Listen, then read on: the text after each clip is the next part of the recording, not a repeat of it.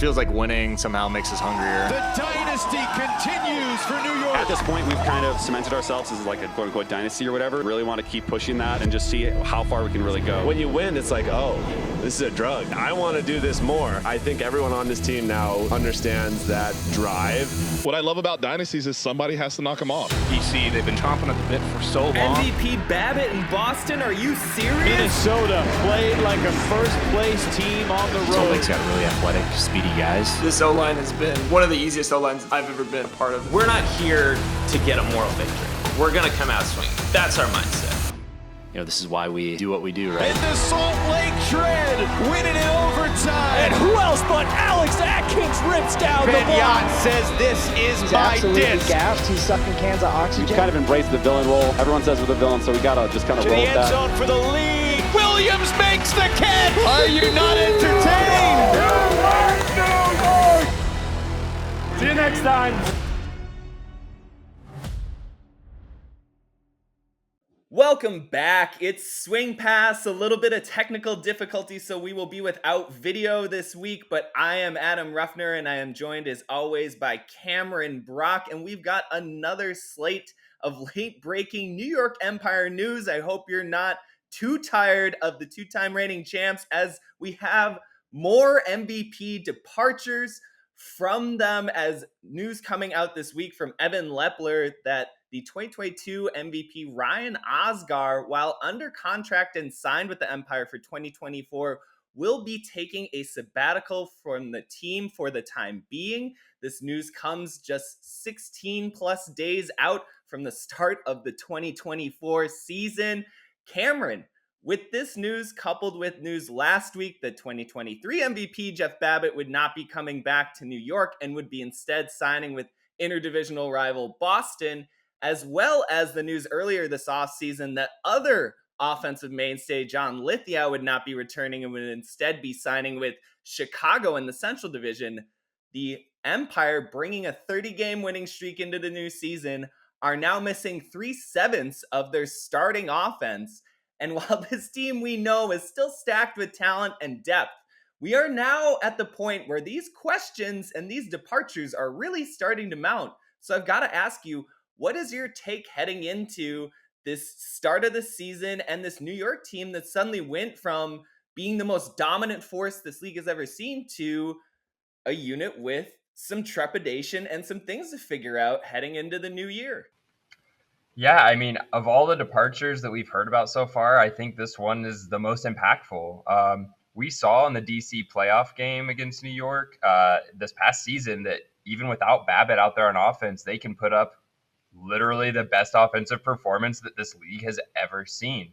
However, a lot of that runs through Ryan Osgar, where we could where the New York Empire could sub in Ben Yacht for Jeff Babbitt on offense and see just insane production from Ben Yacht. I don't know that there's somebody, not just on the Empire roster, but maybe on any roster, where you could sub in for Ryan Osgar and expect them to do similar things or put up similar numbers or have a similar effect on the game. I just don't think that person exists. So I don't know who goes in and fills that spot. Is this where Liam Haberfield fits in? Of course, he'll be new to the team and, maybe trying to figure out what exactly his role looks like. We do know he does have great deep throws, which is something that Ryan Osgar has been, known for over the past few years. But there is a lot of uncertainty now, and where I was still pretty confident that New York is the favorite without Jeff Babbitt, combining that with the loss of Ryan Osgar, combining that, thinking about the fact that they're only going to have 4 out of 7 people returning to that O-line. They're down a coach from last year. They're also down Ben Katz, who maybe doesn't have quite the draw as a name like Ryan Osgar or Jeff Babbitt, but was an important part of that team. I don't know. I do have a lot of questions, and I think my biggest question actually right now is how many games is he going to miss? Because the door is open for him to come back, whereas Jeff Babbitt is gone. He's not coming back to that door. But Ryan Osgar, this could be all season, or we could see that he gets that itch after a couple of games to come back. Yeah, as he said in Lepler's piece again on watchufa.com, if you haven't already, go and read that. He said he reserves the right to regret his decision and return at any time, which, kind of knowing Osgar a little bit, could literally mean later this week after this initial news kind of washes into the public and he might start to doubt some of it. But I think that this is at least like a half season. I mean, you are also somebody who once retired once upon a time and kind of unretired very quickly to come back to the field. There's a certain competitive gene that exists in guys like you and Osgar and stuff where, you know, it's a little bit more understandable in the abstract, and then you start to see your friends losing games on the team that you've participated with for multiple years, and it just hits a little closer to home, right? Yeah, I mean, that's pretty much exactly what happened to me. Like a little bit of a peek under the hood for my decision. My decision was a little different. So I'll be curious. I was not retiring due to burnout. My wife and I, we wanted to pursue foster care. And I thought that would just need a lot of my time. And then we actually found out we were pregnant and decided maybe going into foster care while we already had a kid who had just turned 1, and then we're about to have 2 under 2. Probably wasn't the best time to go into foster care. So I came back, and the moment where I knew I wanted to come back for sure, where I wanted to broach that subject with the team was their first away game. They had a home game against Detroit to open the season. The next day they were on the road in Chicago, and watching that game in Chicago and seeing the team just look so lost and look so uncomfortable with so many new pieces. It was tearing me apart. I was literally tearing up at my computer as I was watching the stream for the game, thinking about how much I wanted to be out there. So maybe that happens with Ryan Osgar. Maybe he said, I would assume he would still be keeping tabs on the Empire, watching their games, and maybe he sees them struggling offensively. Maybe he sees some things he wish he could be out there to help fix, and maybe that draws him back in. On the other hand, if he really is burnt out, maybe he just needs some time. Maybe it takes a full season. I don't know. We did talk pre-show about their schedule at the beginning of the season, so I think maybe talking about that a little bit and how there's no DC games early in the season, so maybe when that first DC matchup comes up, maybe that's what brings him back. Yeah, well, and we can get maybe more into the logistics and what it means. I kind of wanted to spare a few moments to talk about the legacy that he established in just 3 seasons in New York. I mean, this is a 3-time consecutive First Team All-UFA member. He has the most assists over the last 3 seasons, the second most total yards, and the third most total hucks. That's 225 total assists in 3 years. He's led the league in 2 of the last 3 years. Over 20,000, total yards and 77 hucks at an 81% completion rate on his deep throws. That number is the best among the 30 odd players with at least 37 hucks completed over the last 3 years. The only player really within his stratosphere of deep ball precision is Jordan Kerr, who is completing at 85% and was I think at like 35 total hucks. So like under half of Osgar's volume, much more of a select sharpshooter from deep. I mean, suffice it to say, they're just, in my own anecdotal experience and from watching years of film in this league, there hasn't been an offensive player better calibrated for the system that they play in than Ryan Osgar the past 3 seasons in New York. Again, this team had the ability to swap over an MVP in Benyat to defense because they had the kind of building blocks, and namely Osgar, who is just, again, like a video game player level of production and efficiency. You just don't see these kinds of numbers together. I mean, he averaged 5.4 assists, 2.5 goals, 30 completions, almost 500 total yards a game, and he missed 3 starts in 3 years for a team that went to the final game of every single season. It's just that kind of consistency, that kind of raw production, let alone just the simplicity with which he does it. I mean, the aestheticness of Osgar throws kind of go without question. It's one of those things where we can stack up all the numbers kind of like we did with Babbitt, And we can talk about how this New York team loses last year's assist leader and goals leader and the past 2 MVPs. But like the cultural impact is again kind of where my mind gets back to a little bit. Like I don't think that there's a lack of connection between this happening the week after Babbitt doesn't come back to the team. I don't think those events are disassociated per se. And so, it starts to make me wonder, what's going on in Denmark, so to speak. What's happening in the Gilded Empire. They're gonna be without a little bit this year. Yeah, and you kind of wonder, what does this mean for the rest of the people that are still on that line too? Like, do we just see an increase in touches for Jack Williams? Does he kind of become the guy who things run through a little bit more? And Jack Williams, we've talked for, this has been talked about for years. Like, how has this guy not won an MVP? He's kind of surrounded by these players on his team who have won MVP awards. And we all consider him to be as talented as those guys are. So maybe that's what happens this year. Maybe he takes on a bigger role, and maybe it starts to feel like the offense flows through Jack Williams instead of really feeling like the offense is always flowing through Ryan Osgar. Well, to be fair, I think in the playoffs especially, and in a lot of other times in key moments and stuff, the offense has worked through Jack Williams in those clutch moments. I mean, the whole kind of aura around playoff Jack, which New York players themselves kind of distance from, because they're like, that's how he is on every single possession for most of our offense. So, I think that what Osgar did, though, he was like the super cannon on top, because Williams predates Osgar. Williams won his first title with Yacht and Babbitt and company in 2019 during New York's first undefeated season as a franchise.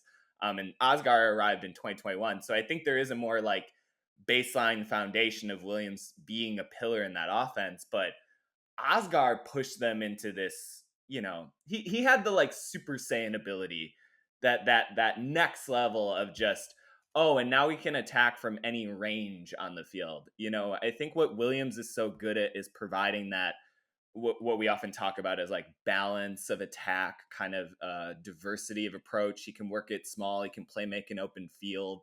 But what Osgar did was sort of elevate the level of everything around him, right? Like Williams does that too, but something about Osgar's range, his sort of penchant for that killer blow sort of throw, it works so well in balance. Again, I think one of the things that we've struggled to even articulate is how well these stars played off of each other. It's one thing to get a whole bunch of talent in a room, and then it's another thing to kind of balance it all together. And New York has done such a great job of that over the past several seasons, and now it's like, finally, we can start to question, well, can they continue to do that with changing lineups and rotations now?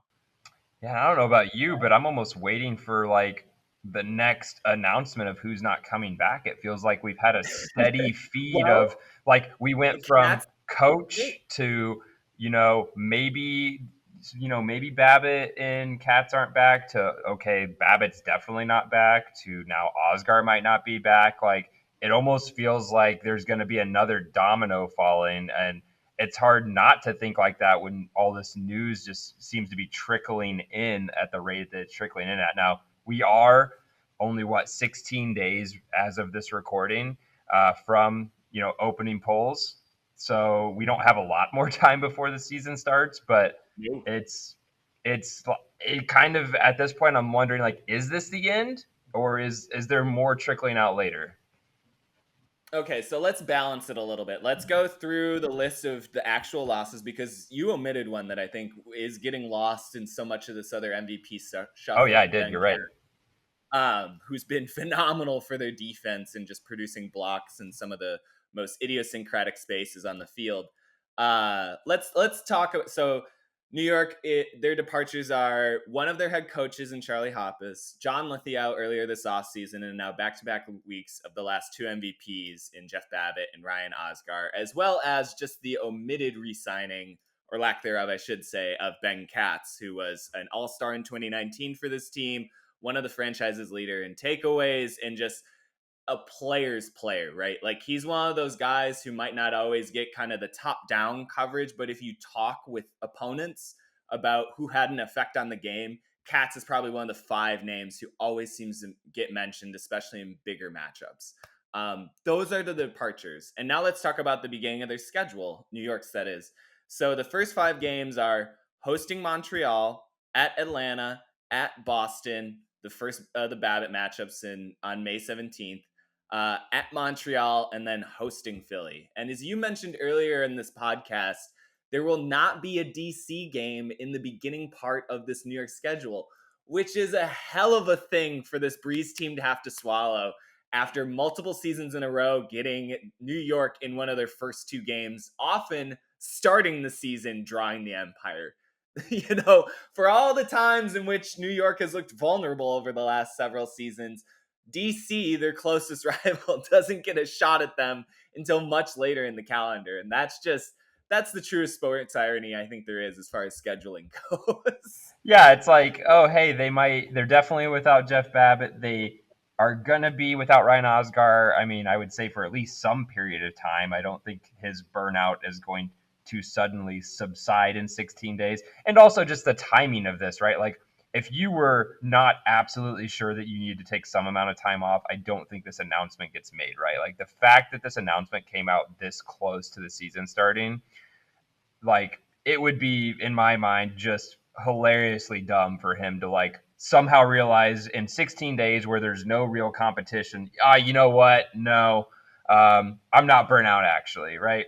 I feel like he's going to miss some amount of time. Now, is that a game? Is that 2 games? I don't know.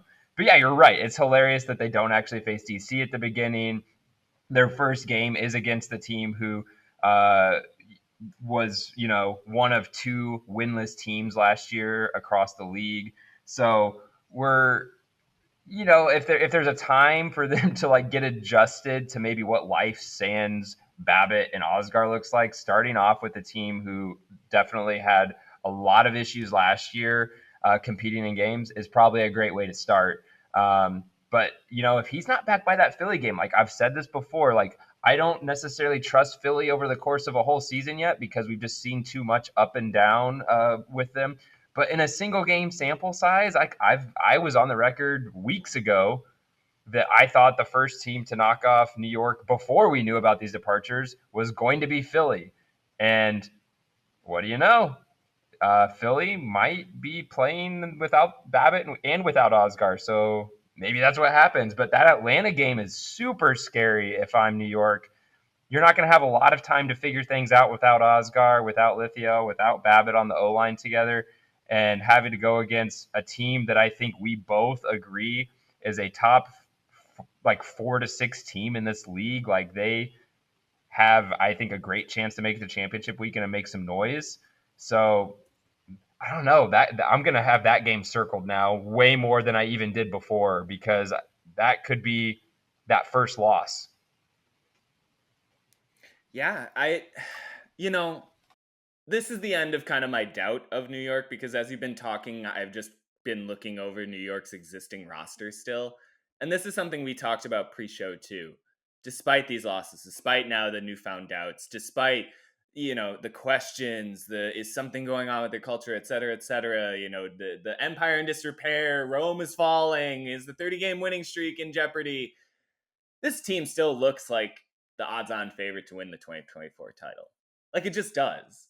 Like, they still brought in Haberfield, who looked like if you were going to have to replace an Osgar type of player with another dynamic offensive force, Haberfield might be one of the handful of guys who could imitate a similar kind of production line. And there's still Jack Williams. There's still Ben Yott. There's still Elliott and Oliver Chartok, the latter of whom, the bigger, younger brother, really looks poised to become a breakout star in not too short of order.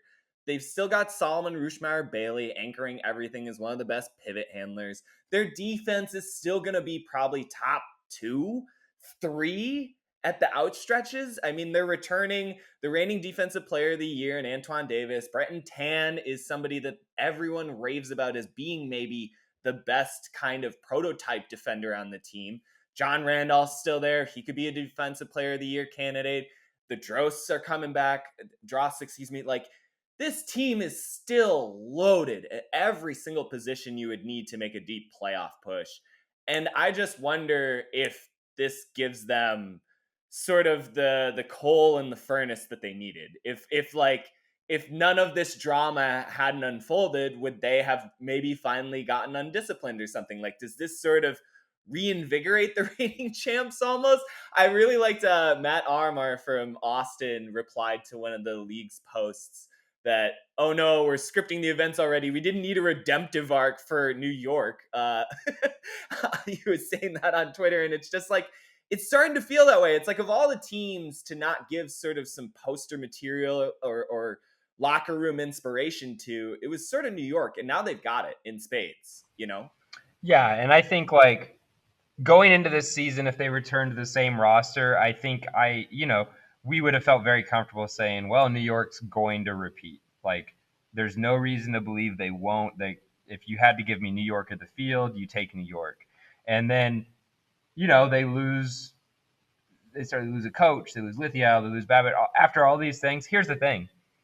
If you told me right now I needed to pick somebody to win this year's title, I'm still picking New York.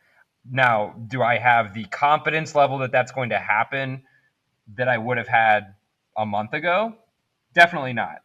Do I still think that they have the talent on both offense and defense to make that happen? 100%. And, last year, their offense was great. They weren't quite as great statistically as they were the year before, but, we can look at polling rules and how that affected offenses, and you could argue that they performed similarly given the new rules, right? But defensively, they were so good. Now they are going to have to steal some people from defense to like fill these shoes on offense, but they do still have quite a bit of defensive depth. So I think especially downfield, their defense is, for my money, the best in the league. Losing someone like Ben Katz in the handler space, I do think is something that can't be, stated enough. Like the almost like prophetic way he played defense. It's like he knew what the guys in the handler set wanted to do before they did, and that's just like kind of the magic of Ben Katz. Like if you were to put the New York Empire roster up from last year and just physically took a look at all of them, Ben Katz might be your last pick. But when you factor in that guy's brain, he's kind of on another level. So I think they're still fine defensively. They're still going to be a top, like you said, probably 2 or 3 unit, if not the top unit. Probably the top unit. Probably the top if I had to guess. Probably the top unit. They're adding in Connor Russell as well from the Carolina Flyers. He's been a really good big defender. So you were saying that they're the best deep defense in the league. Numbers say that they are the second most difficult huck defense in the league, just trailing Colorado. But I think to your point, the numbers there might belie the real truth of New York has the best deep defense in the league, and they're adding in another great big defender who can help downfield, and Connor Russell, and who's also pretty good in handler space. He's got a lot of mobility for a big and can work in some of those serpentine spaces that handlers love so well. And to your point about losing Katz, it's like, yes, to everything that you are saying about Ben Katz, yes, 100% agree. But New York has arguably the 2 best handler defenders outside of him too, in John Randolph and Breton Tan. Like, they kind of go from being absolutely formidable in the handler backfield to being incredible. And they still got Josue Aloro, who's a almost world's level player. Like, the New York's defense is going to be fine. They're going to be fine. Yeah, they will be fine. But, it's just one of those things where you kind of wonder how many chinks in the armor can they take before we start to see some real potential for other teams to do damage. And, taking we're taking, 4 fairly notable players off of their roster. People are going to have to shuffle around. They do have a couple of additions that I think are nice, but that roster consistency from year to year is going to be a little bit down. And, one thing New York really never had to deal with over the past few years is kind of having somebody on deck to be like a fill-in on offense, because they all show up to all their games, right? Ben Yot, after being, Ben Yot and Jeff Babbitt were kind of like the fill-in pieces, right? Like they were the 8th person over the past few seasons. But they just have such consistency in who shows up to games that they haven't had to worry about prepping a ton of other people to play on that line. In Indy, we have a guy named Ben Landry who is like, he's our fill-in guy. And it seems like every week we are missing someone. So despite the fact that Ben Landry is like a guy who fills in on offense for us, he ends up playing more than half the games on offense, it seems like, because we're always missing somebody. They don't have that problem in New York. They don't have a bunch of people trained up to like go out there and perform for 6, 7, 8, 12 games offensively. So I do wonder what that looks like when you're putting, multiple new players in kind of that pressure situation where, like, in New York, you're expected to perform at a certain level at this point.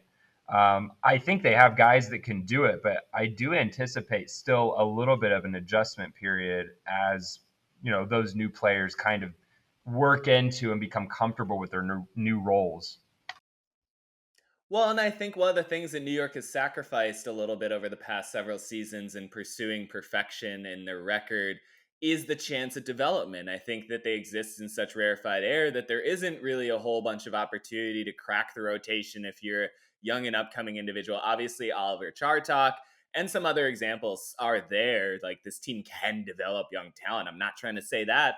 They just haven't had to, really. Like, there's sort of the Los Angeles Lakers. They bring in from almost outside markets the talent that they need. I mean, Ben Yot played for Minnesota before. Jack Williams played with Carolina. Ryan Osgar, also from Minnesota. Really continuing the sports tradition outside of even Ultimate Frisbee of Minnesota stars really finding their championship successes outside of that state. I say that as somebody who grew up in Minnesota. New York has always been able to import talent. They never really had to develop it. And so it's one of the questions that I think we've even posed on this show. What sort of is the window for this championship run in this dynasty formation, given that there isn't necessarily a pipeline that's replenishing all the time, kind of like there is maybe in Carolina or the Bays or even DC to a certain extent. I think we've seen a couple iterations of different DC cores that have sort of carried on. New York has sort of found their success with this current one, and there isn't really a notion of what comes next. So I think that's going to be something to really keep an eye on for New York. And I think aside from that, it just comes down to the sort of like almost, and I don't want to get too far into this, the like spiritual element or like the intimidation factor that New York has brought. Like, you were kind of talking about how teams are going to approach New York this season. And I think as we saw last year in the championship weekend matches, New York did such a good job of jumping on teams in the biggest games that they sort of blew things out of focus almost from the get-go. And I wonder if these roster losses and the churn and just sort of the different presentation of the Empire, if that allows opponents to have more of a foothold and just challenging them. I think it's been David versus Goliath, obviously, for a few seasons now, but it's been so overpowering that there's no notion of the upset almost happening in a lot of these matchups. I think this is going to feel a little bit more like 2019 New York, where they still went undefeated. They were still a dominant all-time team, but there were some close calls, man. There were a lot of slim results that year. Yeah, I was a part of one of those slim results. They beat us by 2 in the semifinal. And they had, I think, multiple games in overtime that year, several games within 2 goals throughout the season. So, I don't know. I think if anything, maybe some teams that don't go in with confidence against them, maybe they go in with a little bit more confidence, thinking like, hey, we can do it. Because you're right, like the intimidation factor is certainly lessened when you take 2 players like Babbitt and Osgar with the caliber that they are off the field. Like, while we would all like to think that, no, everybody in this league is like super confident in their abilities and, they can overcome that stuff. I mean, we know that's not the case. It's not the case across any professional or semi-professional sports. Like, you're going to have players who just have that wall, right? That mental wall where they just feel like, man, we can't do this. As far as who's going to replenish their roster, one day, we already know the answer to that. The Minnesota Wind Chill will gladly send their best players over to New York. Maybe Will Brandt is the next one to go over there. I don't know. Ryan Osgar and Ben Yacht were with Minnesota before heading over there and deciding to become, some of the best players that this league has ever seen. While both were very good players in Minnesota, when they got to New York, it was just like another level was unlocked. So I don't know. You're right. They've had a lot of talent that's come in from other places. Jack Williams, another notable, player who has come from somewhere else where they previously were a very good player, having been in Carolina. So it kind of seems like maybe, as you talked about, where do they get the talent from? Well, look at the players. Antoine Davis, another guy who has come in, not growing up in the New York system, but coming in after being in a couple other places. So I think they have a way to attract talent from other locations, and I would assume that they'll continue to do so because it's clearly working. Grant Lindsley was on that 2019 team, another guy who played, in San Francisco and Minnesota before being in New York. So that's right. Yeah, it seems like they just say, hey, you seem like you're pretty good. I know you don't play in New York, but how would you like to? And it seems like a lot of those answers have been yes so far. But the most exciting part about all this news is that it makes the team at the top just feel a little bit more vulnerable. And that was the word I was going to use. That's exactly what I was thinking. It's exciting. It doesn't mean that they're going to lose. It doesn't mean that they're not going to still make a run at the title. But it does give you this feeling that it's a little bit more possible now that we might be seeing some other teams knock them off. And I, for one, will be glued to every Empire game until that happens, because that's been a question kind of on all of our minds. When will it happen? And it feels more like an inevitability that they will lose a game now than a possibility. So I'm excited. Can't wait. Well, New York will get a chance to extend their winning streak to a league record 31 games again on Saturday, April 27th. That is opening weekend against Montreal, who did not win a game in 2023. Had to notate that. But it is feeling like there is more of a vulnerability with the Empire than we have seen in a few years, and we will obviously continue to monitor that. But next week, we're going to get into some more broad coverage. I know it's been a lot of Empire news of late, but can you really blame us? It's been 2 MVP departures after all. Next week, though, Cam and I, as well as a special guest, will get into broader season preview type of content, talking about all 4 divisions, MVP prospects, really getting into the last push as we've iterated a few times on the show, are just 16 days out from the start of the 2024 UFA season on Friday, April 26th. We're getting excited. I hope you are too. We'll talk to you soon. Bye now.